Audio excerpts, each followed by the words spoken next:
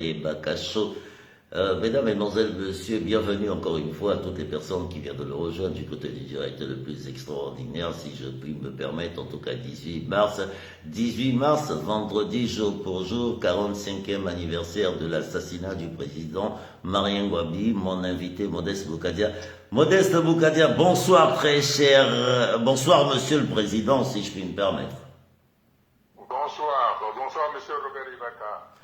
Monsieur le Président, c'est un plaisir pour moi de vous avoir en direct ce soir pour partager ces moments de ce 18 mars, euh, euh, 45 ans après. Monsieur le Président, je le rappelais tout à l'heure à nos auditeurs et auditrices qui vous étiez en train de nous suivre, j'avais 10 ans. Il est 14h30, 35. Nous apprenons l'assassinat du président Marien Ngouabi. Tout Brazzaville est en débandade totale. 2 jours après, nous apprenons l'arrestation de Kikadidi, de sa bande. Le 22 avril, 4 jours après, nous apprenons l'assassinat du cardinal Émile Biaïnda. 8 jours après, nous apprenons l'assassinat de Massamba Deba. Une semaine après, 13 jours après, le SAMP est créé le 2 avril, Yombi prête serment.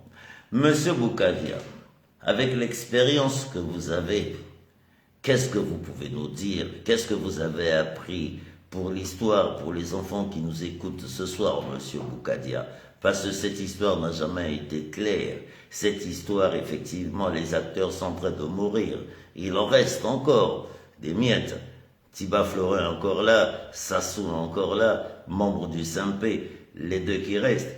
Monsieur Boukadia, bienvenue dans Ibakacho. Qu'est-ce que vous pouvez nous dire sur cette histoire ce soir? Déjà, je voudrais vous remercier, Monsieur Robert Ibaka, pour me donner la parole ce jour, vendredi 18 mars 2022, pour le 45e anniversaire de la mort d'un grand homme. Et cette mort-là, cet assassinat-là, a modifié complètement la physionomie de notre République. Depuis ce jour, qui a été le commencement de ce qu'on appelait la Semaine rouge, qui a vu les enfants du Congo tomber comme des mouches sur une histoire de préfabriqués, parce que ceux qui ne voulaient pas de l'unité du Congo, on avait décidé ainsi. Mais si vous le permettez, Monsieur Robert Ibaka, je voudrais rappeler une phrase essentielle qui résume la vie du grand homme qui fut le commandant Marien Ngouabi, président de la République. Le 8 mars 1977, devant l'organisation révolutionnaire de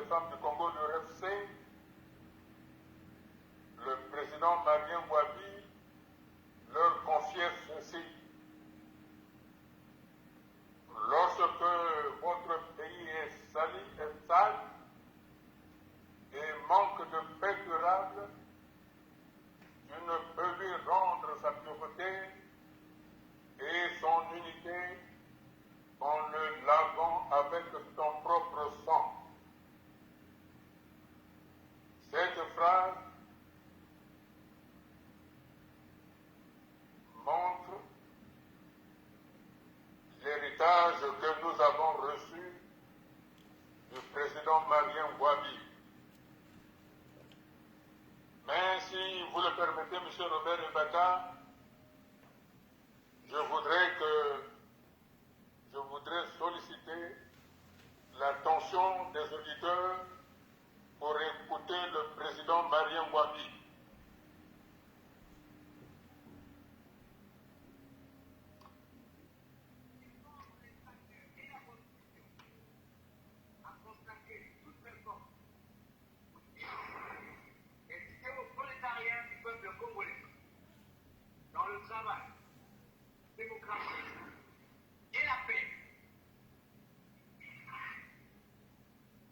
Voilà l'objectif du président Marien Wabi.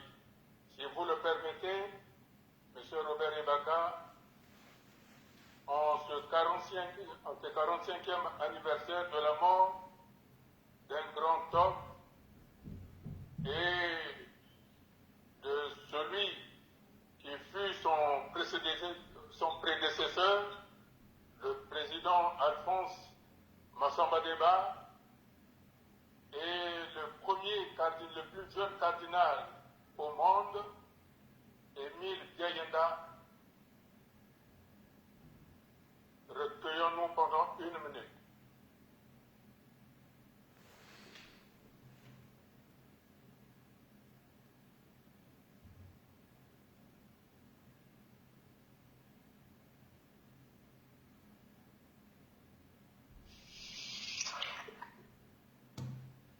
Monsieur Robert Ibaka, aujourd'hui, donc, 18 mars 2022, il y a eu 44 18 mars qui sont passés. Il y a eu un silence. Un silence où on a oublié, où on n'osait pas prononcer le nom du président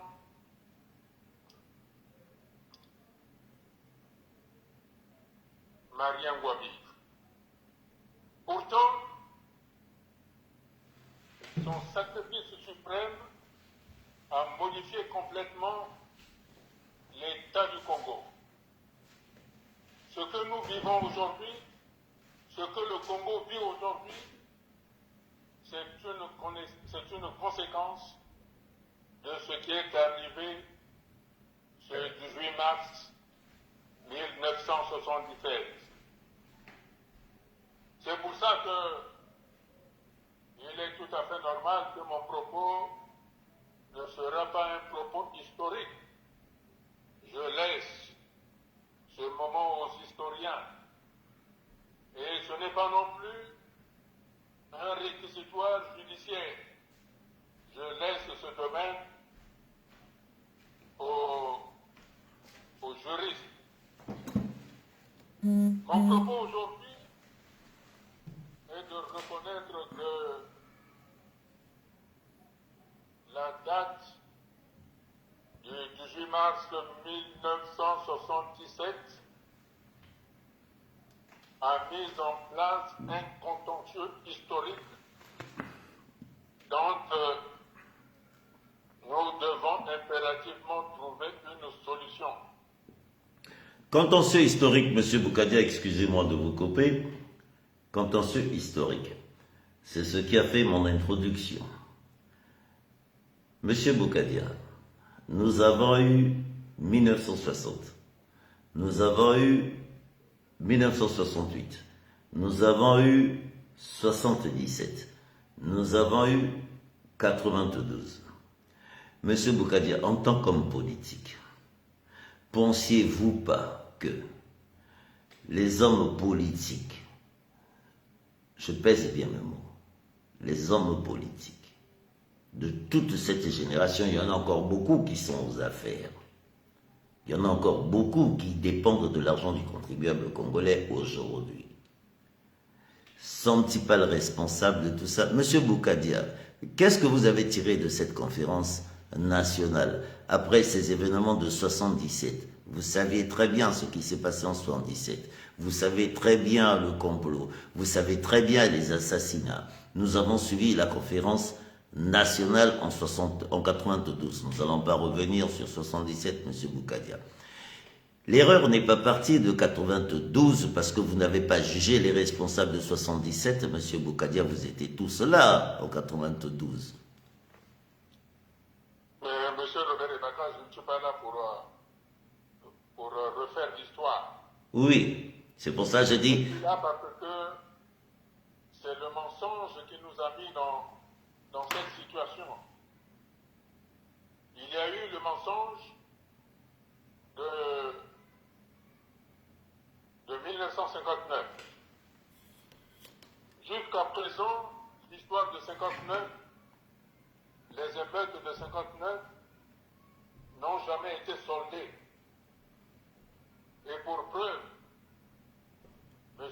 Sassou, si devant prétendant président de la République, s'était permis de convoquer l'ancien archevêque de Brazzaville, Monseigneur Anatole Milando, pour lui demander d'aller s'agenouiller devant lui et de demander pardon pour les morts de 1959 en donnant une version autre de l'histoire. Or, M. Sassou est bien placé pour savoir que c'était bien Charles Assemikamp et M. Jacques Okoko qui étaient à l'origine des émeutes de 1959. Puisque c'était eux les initiateurs qui avaient éventré une femme bébé en extirpant le fœtus, en les jetant dans les égouts. Et donc, les ressortissants du pôle, puisqu'à l'époque la Boisa était dans le pôle, voyant ce idiot crime, se sont révoltés. Alors M. Sassou a traduit cela comme si c'était le peuple Congo qui était à l'origine. Et aujourd'hui même, M. Charles Assemikamp est parti avec ses secrets. M. Jacques Okoko est encore présent, mais M. Sassou n'a jamais trouvé le temps d'aller interroger M. Jacques Okoko pour cette histoire de 1959 dont il demande à Monseigneur Anatole Milando d'aller demander pardon. C'est exactement la même chose pour le 18 mars Monsieur... 1977. Comme vous venez de le dire, monsieur Robert Ibaka, il y a eu une commission au niveau de la conférence nationale souveraine qui a établi les responsabilités.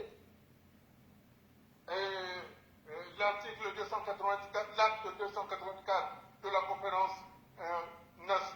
conférence nationale souveraine établit bien que le ministre de la Défense et de la Sécurité était individuellement responsable des assassinats allant du 18 mars 1977 au 2 avril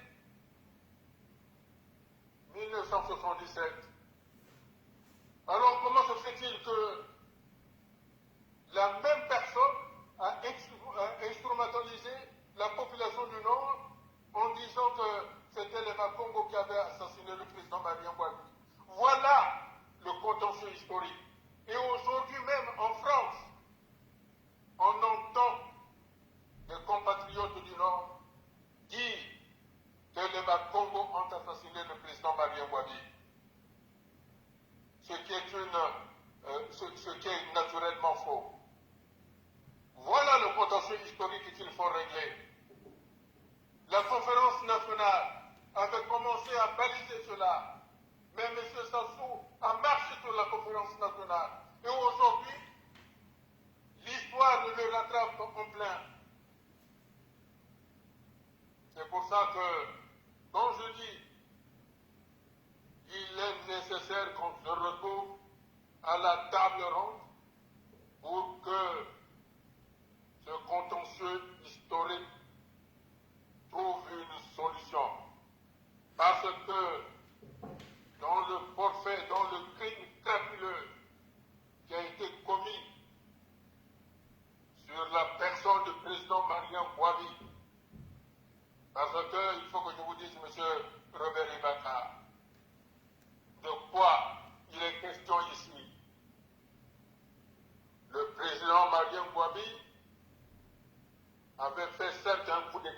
contre le président Alphonse Mazamba-Deba. Mais il a eu la lucidité, il a eu l'honnêteté de reconnaître que le pays ne fonctionnait pas.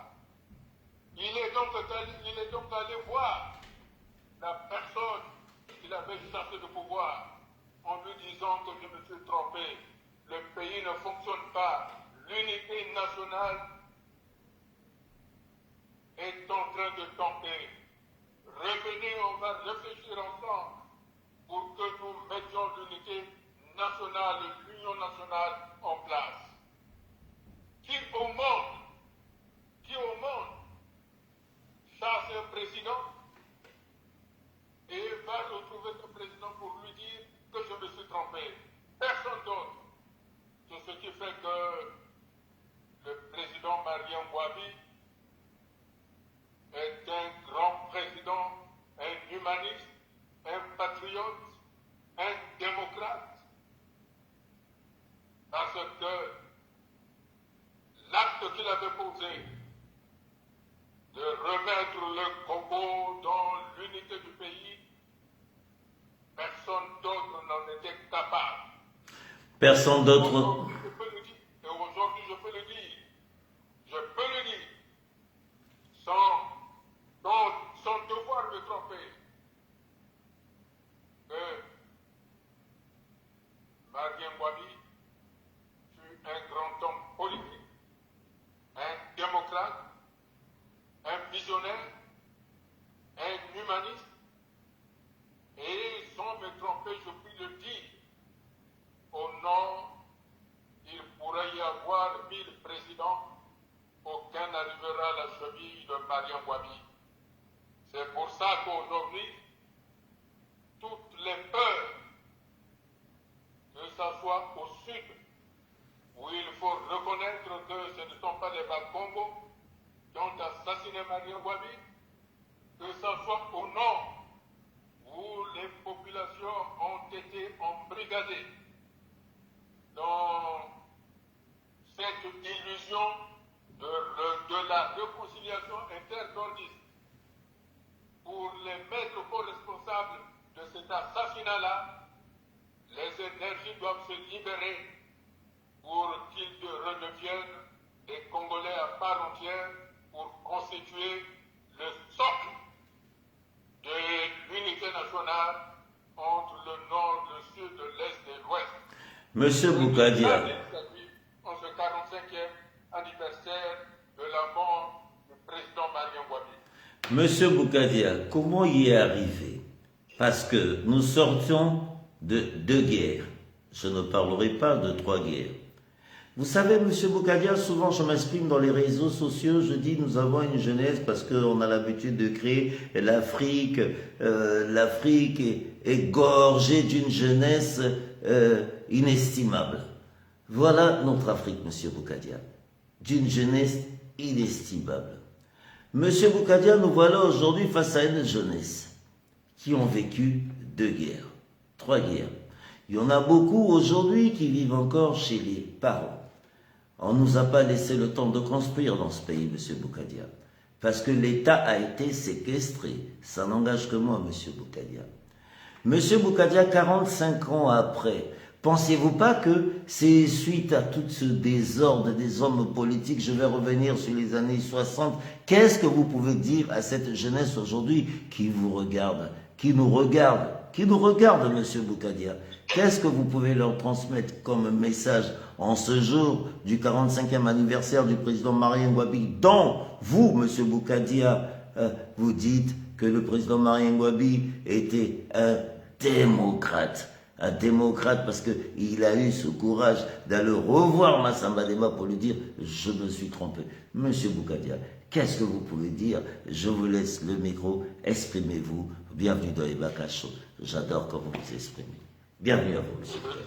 Je voudrais rassurer la jeunesse. D'abord, c'est un faux problème lorsqu'on dit qu'il y a eu des guerres au Congo. Le Congo n'a jamais connu de guerre. C'est des actes de barbarie, de banditisme pour effrayer la population. Ce qu'ils ont fait,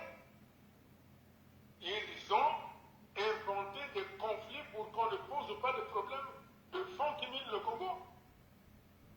Vous savez, M. Ibaka, êtes-vous sûr que si le président Marine Ngouabi n'était pas là, M. Sassou et compagnie auraient existé politiquement?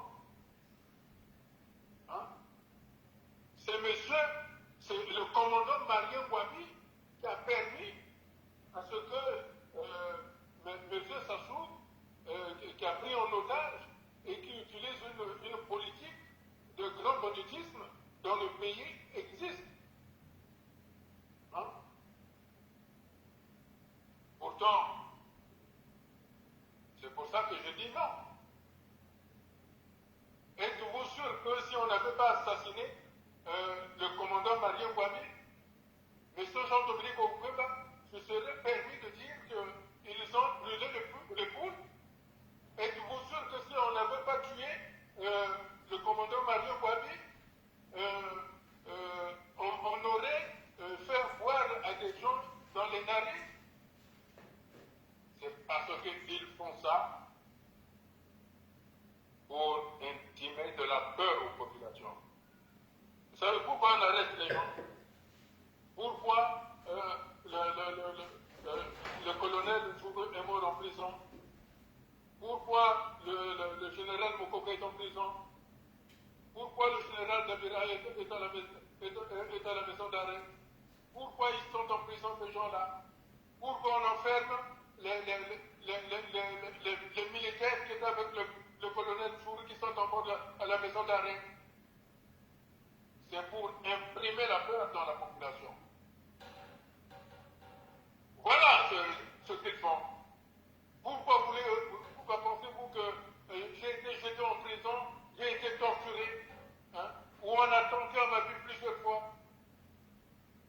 C'est pour dire à la population, vous voyez ce que nous faisons, vos gens. Non, il n'y a pas eu de peur. Il n'y a pas eu de guerre. Mais ils utilisent une politique de terreur pour que les populations ne se révoltent pas. Quel est aujourd'hui l'intérêt, par exemple, quel est le bénéfice? Quel est le bénéfice des régions de la Likwala, des plateaux, des cuvettes, la cuvette centrale, notamment la cuvette ouest, sur l'assassinat de Marien Ngouabi, en dehors de 2-3 personnes? Qu'est-ce qu'ils ont gagné? Pourquoi tous les militaires, les baillons militaires du Nord ont été assassinés? Parce qu'ils disaient que nous devons aller vers l'Union nationale. Voilà, M. Robert Ibaka. Mais, M. Boukadia, moi je veux comprendre une chose. Vous êtes un acteur politique aguerri, avéré. L'Union nationale. Ça commence depuis les années 60. Mais pourquoi ce peuple n'a jamais pu s'unir? Parce que chaque homme politique qui est arrivé emmène son ethnie. Est-ce que c'est pas ce qui a dérangé cette politique africaine? Parce que je ne parlerai pas du Congo, je vois que ça se passe partout. On a vu les Hutus, les Tutsis.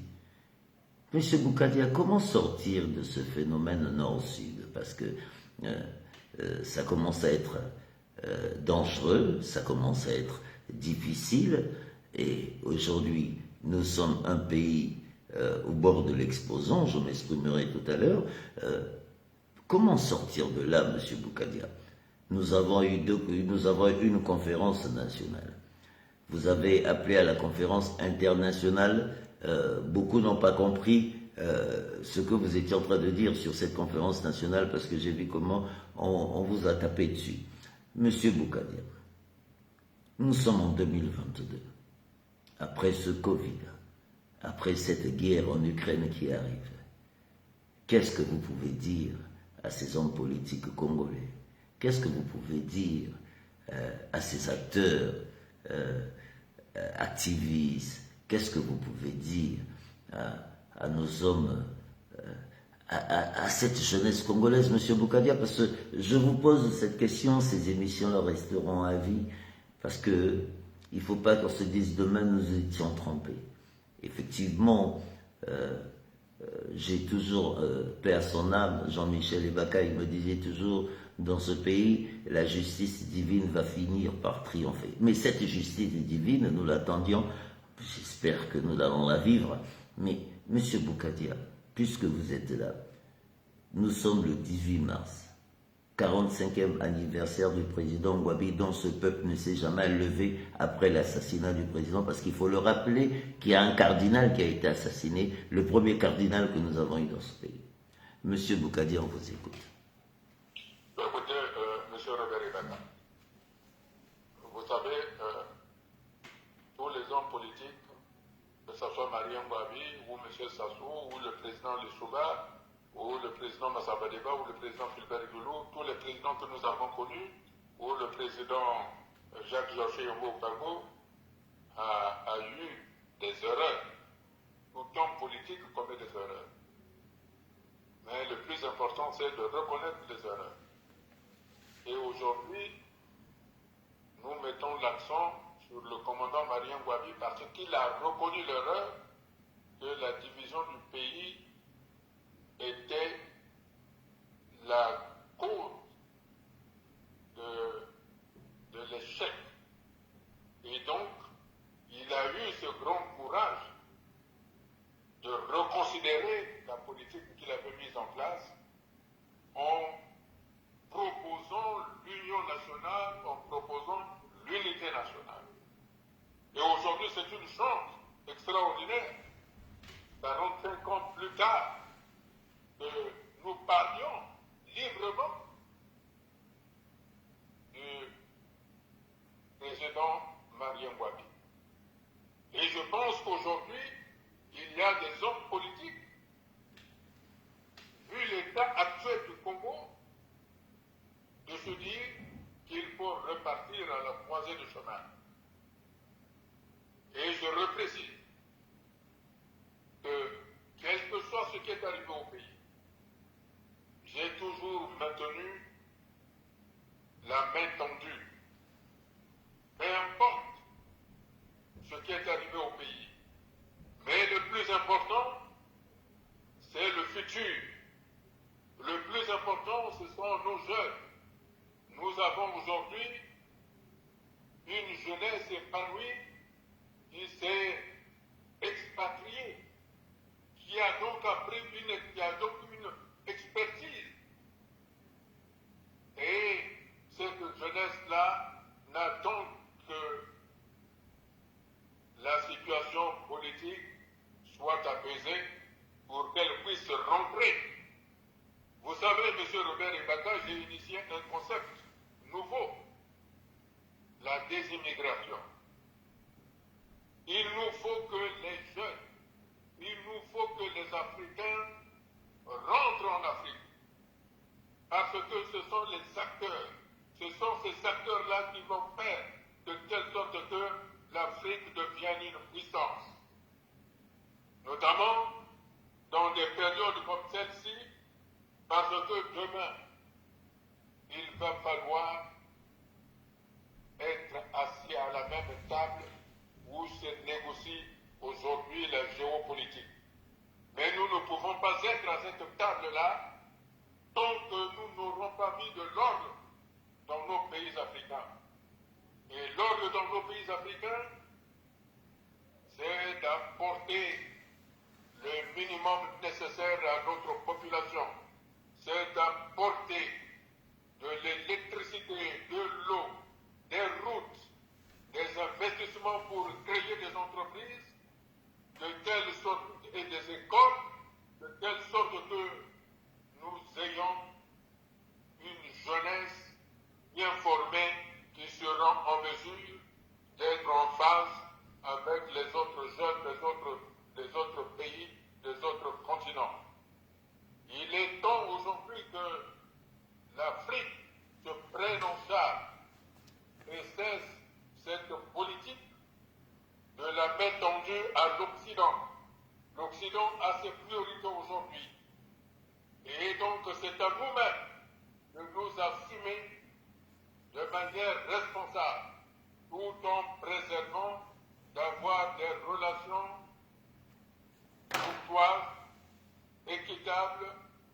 solide dans un partenariat avec nos amis de l'Occident. C'est pour cela que ce 18 mars 2022 doit être le tournant. Quand je propose la table ronde, ce n'est pas par caprice. Nous voyons bien que tous les problèmes qui avaient été réglés ou qui avaient été posés, le diagnostic qui avait été posé à la conférence nationale souveraine, des solutions avaient été proposées. Mais le Premier ministre André Milongo n'avait pas eu le temps parce que la période de transition qu'on lui avait imposée était tellement courte qu'il ne pouvait pas tout faire. Quant à l'UPADES, qui avait gagné des élections librement, il avait pensé ne pas pouvoir mettre en pratique les décisions de la conférence nationale souveraine. Et ça nous a entraînés dans le désordre que nous connaissons. Finalement, le fait que les décisions de la conférence nationale souveraine n'ont pas été suivies, eh bien, ça a donné l'occasion à M. Sassou de revenir par un coup de force. Et aujourd'hui, M. Sassou réunit l'existence même de la conférence nationale souveraine. Et pour preuve, nous assistons à chacun de ces déplacements, que ce soit à l'intérieur du pays, que ce soit à l'extérieur du pays. Il est accompagné par le drapeau rouge de la République populaire du Congo, que la conférence nationale avait légitimement mis aux archives de la République. Non seulement il a substitué le drapeau de la République du Congo avec le drapeau de la République populaire du Congo, il a modifié également, il a substitué les armoiries de la République en mettant ses propres armoiries. Ce qui pose la question de savoir dans quelle République sommes-nous. Est-ce que nous sommes toujours dans la République du Congo telle que nous l'avons validée en 1991 à la conférence nationale souveraine où M. Sassou nous a déjà introduits dans une république, la République populaire du Congo. Il faudrait qu'on nous réponde là-dessus. Si ce que nous voyons avec les signes extérieurs, c'est que nous sommes dans la République populaire du Congo, alors personnellement, je ne suis pas d'accord. Et je dis clairement, on doit nous donner une réponse sur cette question. Sommes-nous toujours dans la République du Congo, une et indivisible, avec le drapeau vert, jaune, rouge, ou nous sommes dans la République populaire du Congo, avec le drapeau rouge et les armoiries de M. Sassou? Il faut qu'on nous réponde là-dessus, pour que nous puissions savoir pour que chacun puisse choisir librement dans quelle république il doit être. C'est là aussi l'escroquerie politique, le contentieux historique. Monsieur Boukadia. Le contentieux historique-là ne peut être résolu au niveau de la table ronde. J'allais en venir, Monsieur Boukadia, à la table ronde. Monsieur Boukadia, avant de parler de la table ronde, nous sommes à 2 ou 3 mois de législatives au Congo. J'ai jamais compris comment les législatives se vont avant les présidentielles, mais enfin bref, ça c'est Brazzaville, tout est à l'envers. Monsieur Boukadia, au Wando, qu'est-ce que vous en pensez? Qu'est-ce qui s'est passé à Wando, Monsieur Boukadia, pour cette nouvelle génération qui suivent, qui comprennent pas ils se sont retrouvés à Wando, dialogue, on parle de dialogue, il y a eu le dialogue de Madingu, il y a eu le dialogue de Kinkala, il y a eu les dialogues au Wando, Monsieur Boukadia, votre avis, et on terminera sur la table ronde et votre mot de la fin. Écoutez, écoutez, M. Robert Ibaka, pour Rwanda, moi je pense que M. Sassou, comme à l'accoutumée, est allé se moquer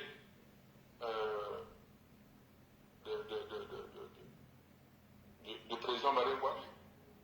C'est quand même le village du président Marien Ngouabi. Hein? Et il va là-bas faire ce que le président Marien Ngouabi ne voulait pas. Et vous me parlez de législative. Écoutez, M. Robert Ebada, moi je suis clair dans tout. Je suis clair. Moi je demande une seule chose. L'unité du pays. Je demande l'union des populations du Nord et du Sud. Le Congo a un problème avec une entité politique qui dirige le Congo. Le Congo, les Congolais n'ont aucun problème avec aucune ethnie au Congo. Je demande à tous les Congolais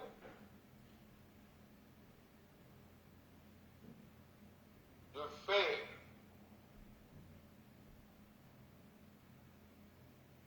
du message du président Marien Ngouabi leur message, c'est-à-dire l'union nationale. Je demande à tous les Congolais qui veulent vivre dans la République du Congo de se saisir du message solennel du président Marien Ngouabi d'aller vers l'union nationale. C'est la garantie de la stabilité. Je souhaite que ce contentieux qui nous divise, celui dont on a imputé au peuple congolais d'avoir assassiné Marien Ngouabi, soit définitivement levé et lavé. Et cela ne peut se faire dans des assises telles que la table ronde ou la conférence internationale. Parce que l'assassinat du commandant Marien Ngouabi est un crime crapuleux. Ce n'est pas un crime d'État. Et en conséquence, tous ceux qui ont perdu la vie à partir de ce moment-là doivent être indemnisés. Les civils comme les militaires, les familles qui ont été bafouées par cette injure-là doivent être lavées. C'est une manière de dire que le procès de Marien Ngouabi n'a pas encore eu lieu. Nous n'acceptons pas ce faux procès à qui les bourreaux ont transféré la responsabilité aux innocents. Nous voulons donc que nous asseyons pour trouver une solution qui permette au Congo d'aller vers une stabilité. Voilà ce que je souhaite pour le Congo. Et pour ce faire, vous savez que tant qu'un contentieux historique n'est pas réglé, aucune stabilité ne peut avoir lieu dans un pays. Il nous faut donc, avant que M. Sassou ne meure, parce que M. Sassou et M. Nsiba connaissent la vérité réelle de l'assassinat du président Marien Ngouabi. Avant que ces deux personnalités-là ne meurent, nous devons nous retrouver à une table ronde. Si jamais, avant leur mort, la solution n'est pas trouvée, il est à craindre qu'il n'y aura pas d'unité nationale au Congo-Brazzaville. Et je pèse bien mes mots. Nous devons laver le peuple Congo de la souillure de celui qui a assassiné le président Marien Ngouabi. Nous devons laver le peuple Koudou qu'il a été complice de l'assassinat de leur fils. Ils ont été manipulés. Et pour ce faire, ce n'est que la table ronde qui doit régler ce type de problème, de telle sorte que la partie septentrionale, c'est-à-dire la région de la Likwala, de la Songa, de la cuvette ouest et ouest, et les plateaux à qui on a mis une corde dans cette espèce de réconciliation internordiste, soit levée de telle sorte que chaque peuple soit libre et accepte l'union nationale. Monsieur C'est Bouka... aujourd'hui que nous devons prendre cette décision. Dans le cas contraire, eh bien, Marien Gouabi aurait donné son sang pour rien. Marien Gouabi aurait donné son sang pour rien, monsieur Modeste Boukadia. Revenons en 77, pour terminer l'émission. Les souvenirs de ce procès. Quand je vous dis Tarangandion, Abangandion, Ntsuru, non, et comment l'appeler, Antsu, il y a eu des noms. Vous savez, ce procès, j'avais 11 ans, mais ces noms m'ont marqué, monsieur Boukadia. Rapidement, qu'est-ce que vous pouvez nous dire de ce procès? Vous avez dû l'assister pour cette jeunesse qui vous suit aujourd'hui, pour qu'ils comprennent, parce que beaucoup ne comprennent pas que le gros problème de ce pays part de cet assassinat de monsieur, du président Marien Gouabi, suivi du cardinal Émile Biaïnda et suivi du président Massamba Deba. Les souvenirs de ce procès, monsieur Boukadia, pour terminer. J'ai dit ceci, que c'est un procès, ce fut un procès stalinien. Je viens de dire à l'instant que nous avons un contentieux historique. Le président Marien Gouabi voulait l'union nationale. Le président Marien Gouabi voulait l'unité nationale. Ceux qui ne voulaient pas de l'unité nationale, à savoir M. Sassou Nguesso, n'en a pas voulu. C'est pour ça que je demande la révision de ce procès, que nous devons d'aller devant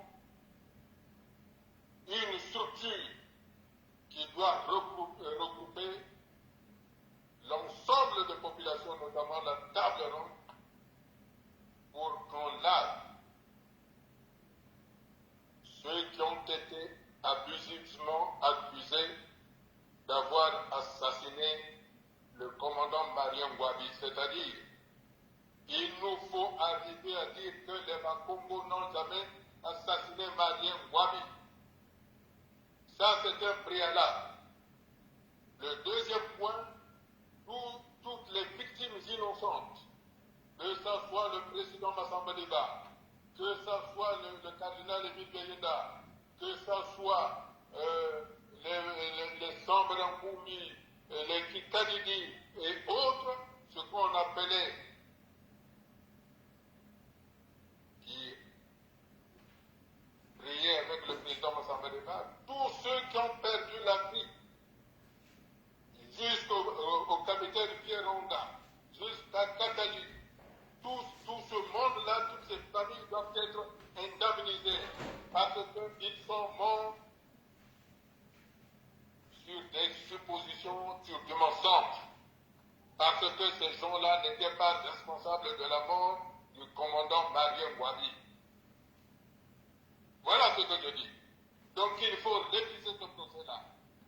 Et on ne peut pas le réviser si les responsables sont morts, les responsables sont vivants. Il nous faut donc arriver à la révision de ce procès. À la conférence nationale, nous avons fait un grand bond, mais l'orgueil a voulu d'avoir voulu piétiner tout ça. Et aujourd'hui, 45 ans après, on voit que le problème subsiste toujours. Sinon, on n'en parlerait pas autant. Eh oui, monsieur Je ne Boukadia. demande pas. Je ne dis pas. Je ne dis pas que M. Sassou doit subir le même sort que Marion Wabi. Ce n'est pas ça ce que je dis. Je dis que nous devons nous asseoir pour rétablir la vérité historique, à savoir que Mariam Wabi a été immolé parce que ceux qu'il avait choisis comme compagnons, les gens qu'il a emmenés en politique, ne voulaient pas de l'union nationale. Alors que le Congo a besoin de l'union nationale. C'est pour ça que, entre ceux qui ne veulent pas de l'union nationale et ceux qui veulent de l'union nationale, ceux qui veulent de l'unité nationale sont beaucoup plus importants au Congo. Ceux qui veulent de la stabilité sont beaucoup plus importants au Congo. Il nous faut nous dépasser de cette politique de la terreur qu'ils ont mis en place. Et je vous le dis, j'appelle tous nos compatriotes du Nord et du Sud, soyons unis et je vous montrerai que je suis un homme. Et je serai un homme. Mais je veux l'unité du Congo. C'est cette unité-là. Et nous devons arriver à la table ronde. Parce que, comme je l'ai dit, je pratique et je suivrai la politique du grand président Nelson Mandela. J'ai tendu ma main restera tendue. Le Congo actuellement a besoin de tous les enfants, de tous les fils du pays. C'est pour ça que nous devons mettre fin à la politique de division comme le voulait le président Marien Wabi lorsqu'il est allé chercher son prédécesseur, le président Alphonse Massamba-Déba, à qui il a dit « Je me suis trompé, asseyons-nous pour construire le pays ensemble ». Et le plus jeune archevêque, le plus jeune cardinal du monde, Monseigneur, le cardinal Émile Galinda, par sa mort, parce qu'il voulait aussi que le pays soit apaisé. Et sa mort ne doit pas, comme celle de Massamba Déba, comme celle du commandant Marien Bouabi, ne doit pas être vain. C'est pour ça que je dis, tout homme politique commet des erreurs. Que M. Sassou ait commis des erreurs, ça peut se comprendre. Mais il y a des erreurs qui sont inacceptables. Et aujourd'hui, nous sommes arrivés à une situation qui fait que nous ne pouvons pas accepter ces erreurs-là. Et d'autant plus que le Congo aujourd'hui ne bénéficie plus d'aucune assistance financière internationale. Et ce, malgré le prix du baril qui a augmenté. Vous savez, parce que tous les comptes du Congo sont scellés. Ah donc, il vaut mieux qu'on s'asseye et qu'on somme. En politique, il n'y a pas de honte. En politique, il y a la négociation. Et enfin, je voudrais clarifier une chose. Vous savez, M. Robert Ebaka, vous avez dit qu'il y a eu une guerre.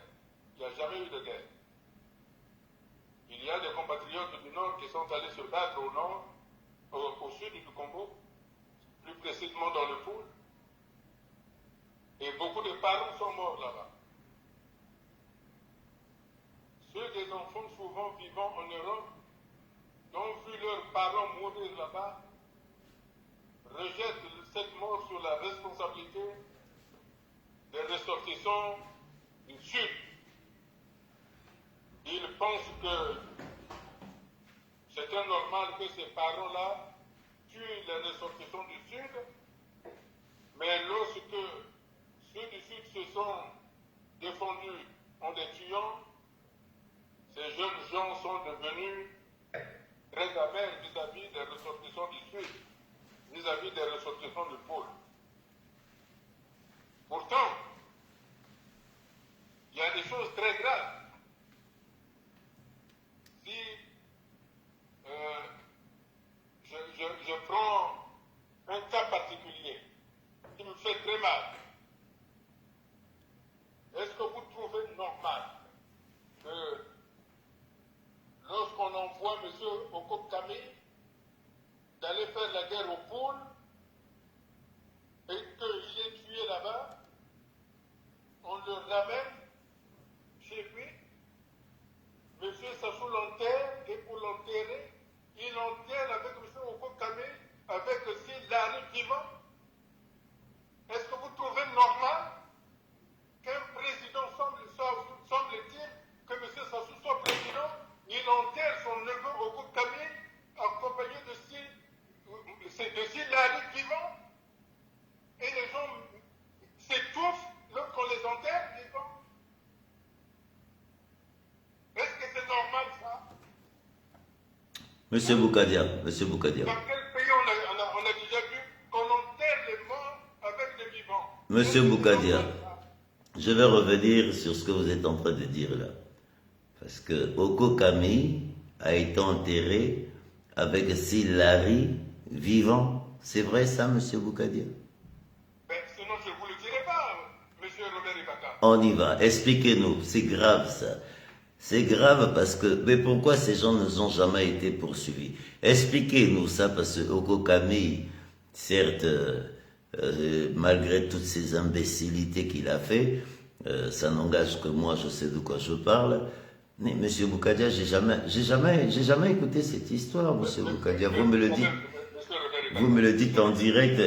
Ça va être mon coup de gueule tout à l'heure. Allez-y, monsieur Boukadia, on vous écoute. Monsieur Robert Ibaka. Oui, monsieur Boukadia. Vous savez, il y a des limites à beaucoup de choses. Oui, monsieur Boukadia, je vous écoute, c'est pour ça que je reviens sur... J'ai souvent demandé qu'il faut qu'on s'asseye. Quand quelqu'un demande qu'il faut s'asseoir, parce qu'il y a des choses graves. Parce qu'il y a des choses graves. Donc, quand on dit qu'il faut s'asseoir, il faut s'asseoir. Dani Oko, je comprends qu'il repose en paix. Dani Oko, c'est le neveu de Camille Oko, je sais de quoi je parle. Allez-y, monsieur Boukadia. Quand on dit qu'il faut s'asseoir, c'est qu'il y a des problèmes. C'est pas par plaisir. Voilà. Donc, aujourd'hui, si nous n'arrivons pas à nous asseoir, il n'y aura pas de paix au Congo. Parce que les gens, les parents de ceux qu'on a enterrés vivants, quel est leur sentiment? Quel est leur sentiment vis-à-vis quand ils entendent que leurs parents ont été enterrés vivants par les présailles parce qu'on a tué Camille Oko au pôle? Hein? Enfin, il y a un minimum quand même. Hein? Vous savez, je prends beaucoup de précautions. Il y a des choses que je ne dis pas. Mais quand je dis asseyons-nous, mais les gens vont se dire, oh, laissez-le parler, dites-lui, ça va aller, les choses. Non, ça ne va pas. Aujourd'hui, nous devons nous asseoir. Et on doit nous éclaircir dans quelle république nous sommes. Est-ce que nous sommes dans la République populaire du Congo ou nous sommes dans la République du Congo? Et pourquoi on a changé les armoiries de la République par les armoiries de M. Sassou? Pourquoi? Est-ce qu'on est toujours dans la République? Voilà les grandes questions. Et le président Marien Ngouabi l'a dit lui-même. Notre pays est sale. Il est sale. Très sale. Voilà. Et si nous voulons une paix durable, il nous faut nous asseoir. Mais je ne veux la mort de personne. Et je ne veux envoyer personne en prison. Mais ce que je souhaite, c'est qu'on respecte les uns et les autres.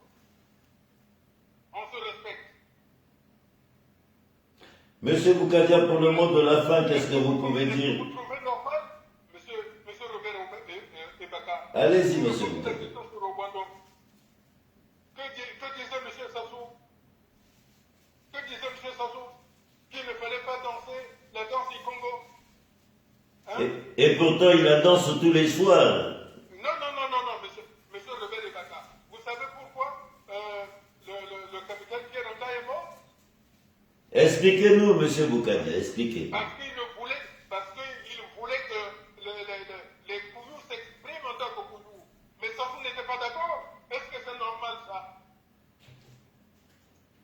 Hein? Pourquoi on a mis le général Moukoko en prison? Parce qu'il est ma foi. Hein? Pourquoi on a tué catholique? Parce qu'il est indépendant. Hein? Est-ce que c'est normal ça? Pourquoi on a tué le général Blaise Adoua? Parce qu'il est batéké. Alors, pourquoi on a tué Tsoro? Hein, le colonel Tsoro? Pourquoi? Alors que c'est le colonel Tsoro? Non, je parlais de Tsoro plutôt batéké, pas Adoua, ouais, c'est vrai. Pourquoi on a tué le colonel Marcel Tsoro? Alors que c'est le colonel Marcel Tsoro qui a tenu près de moi et qui lui a remis l'argent après le coup d'État. Parce qu'il était aimé. C'est pas normal ça. Donc, quand je dis que le pays n'est pas en bon état, nous devons nous asseoir. Nous devons nous asseoir. C'est exactement la même chose. Pourquoi j'ai été mis en prison, M. Robert Ebaka? Parce que j'ai demandé la mise en place d'un gouvernement d'union nationale. De par le monde, partout, quand il y a des problèmes dans un pays, on met en place un gouvernement d'union nationale. Au Congo, vous demandez un gouvernement d'union nationale, on vous met en prison. Est-ce que vous trouvez normal ça? C'est pour ça que j'appelle le peuple congolais, le peuple du Poul, le peuple de Pointe-Noire, du Kwilu,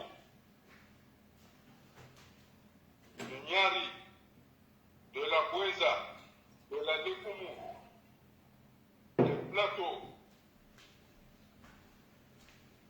de la cuvette ouest, de la cuvette centrale, de la Sanga, de la Likwala, d'être unis, de montrer que ce qui nous unit est plus fort que M. Sassou qui nous divise. Nous devons être unis et nous allons faire non le projet du commandant Mario Wabi en disant nous nous sommes trompés, mais nous sommes capables de vivre ensemble dans le même pays.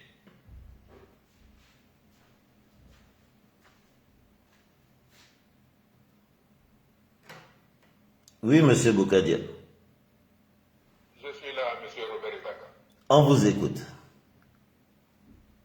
C'est pour ça que je pense que nous avons des jeunes diplômés qui ont la capacité de pouvoir rehausser, reconstruire le pays.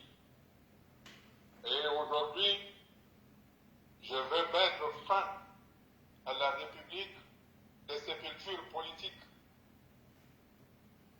Je ne veux plus qu'on tue et que les hommes meurent à cause de la politique. Les hommes doivent mourir, les hommes et les femmes doivent mourir à cause de leur âge. Parce qu'ils ont vécu. Et nous devons apporter à tout le monde qu'il doit y avoir l'abondance des emplois pour tout âge. Nous devons mettre en place la sécurité sociale pour que chaque femme, chaque homme va librement à ses occupations. Nous devons aspirer véritablement à la paix Congolais, de chaque Congolais, doit pouvoir manger tranquillement, vivre dans des endroits décents, et non vivre sous des bâches, dans les forêts, comme on en voit en RDC. Il nous faut arrêter que les femmes soient mises à la marge, que les femmes soient prises pour des traînées, que ne servent qu'à devenir des maîtresses des gens qui dirigent, mais qui doivent être des actrices essentielles du développement du Congo.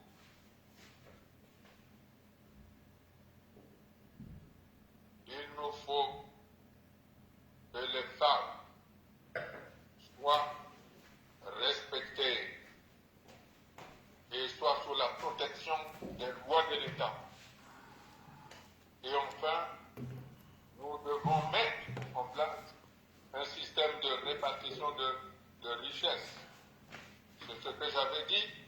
Nous devons mettre à la tête de chaque région un gouverneur qui va définir la politique de chaque région, parce que nous devons arriver à une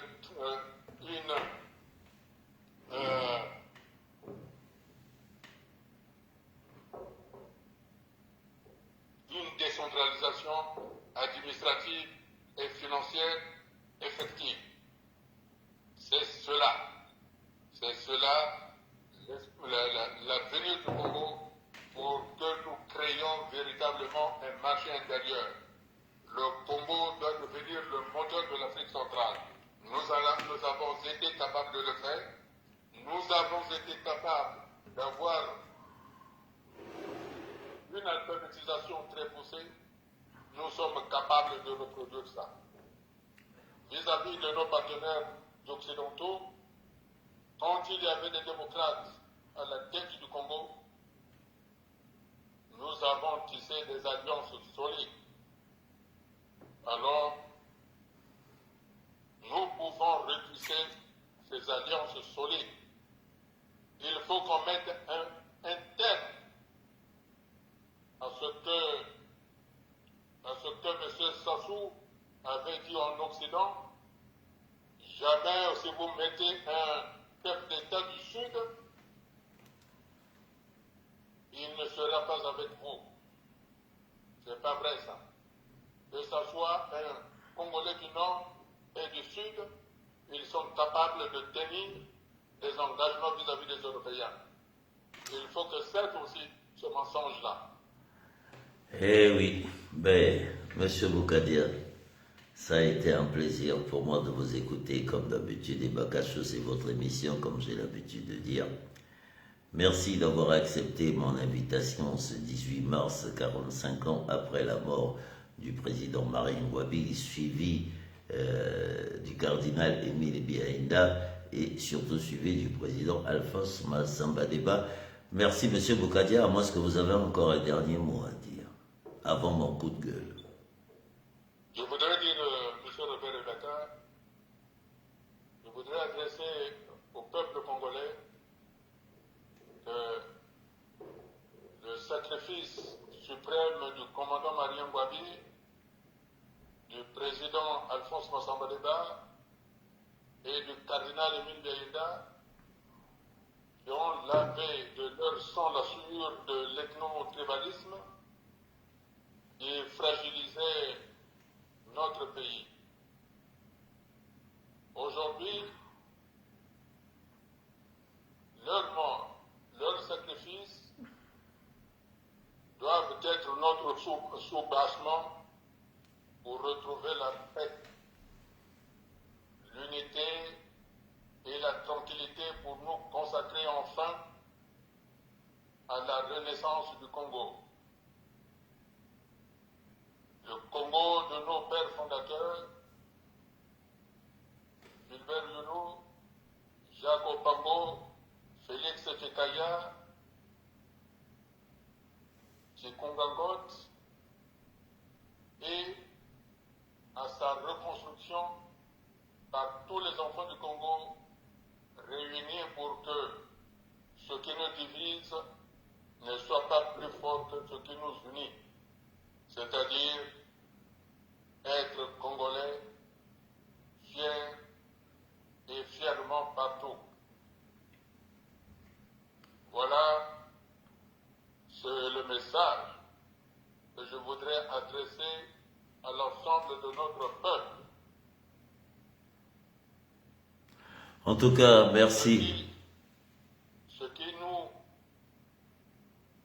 a divisés le 18 mars 1997, ce 18 mars 2022 doit être celui qui doit nous unir. Ça va être mon coup de gueule ce soir, monsieur Boukadia. J'avais 10 ans. Non, j'avais 11 ans.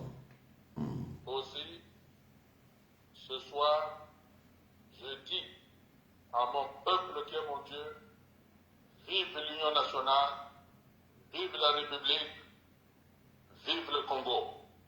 C'est ensemble que nous allons le construire. Merci. Eh oui, c'était Modeste Boukadia de Ebakacho. Merci, monsieur le président, d'avoir accepté mon invitation du côté des Bakacho. Très cher.